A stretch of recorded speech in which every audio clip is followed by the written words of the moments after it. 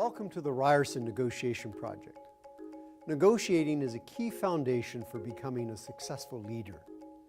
If you're in the private sector, nonprofit organization, or indeed in government, you will find yourself negotiating with a variety of internal as well as external stakeholders. Negotiations should not be just a one-off set piece. They should be part of a continuum of dialogue. Negotiations are dialogue by another means, right? And so it can be the culmination of a dialogue, but it shouldn't be out of the blue. And so what's the logical inference of that? I make it a practice, except where, you can imagine there might be some difficulties, but I make it a practice generally of, as we're entering into an issue, talking as openly as I can, say with the government, to say, what are your interests? Like, what are you trying to achieve here? If you have a passion to become a better leader, you want to give some consideration to enhancing your negotiating skills. You can learn from our exclusive conversations at the Ryerson Negotiation Project. Through these conversations, you can learn about the crucial determinants of the negotiating process, the demons for negotiators, and how best to form and to design a deal, as well as some of the best practices while you're at the negotiating table. Kim Campbell, then Prime Minister, changed the oath for ministers and put it into plain language. In the process, dropped that one line that said that you had an obligation to speak your mind in cabinet. That wasn't that it was a suggestion, it was an obligation. And under Prime Minister Chrétien, we put it back in. And so when you took the oath, you had an obligation to speak your mind in cabinet. I have a great story about my speaking in cabinet about the Constitution and the Prime Minister reminding me that sometimes you don't have to speak in cabinet.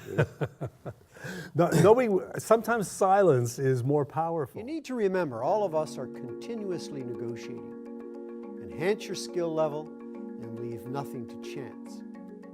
You want to outperform your competition?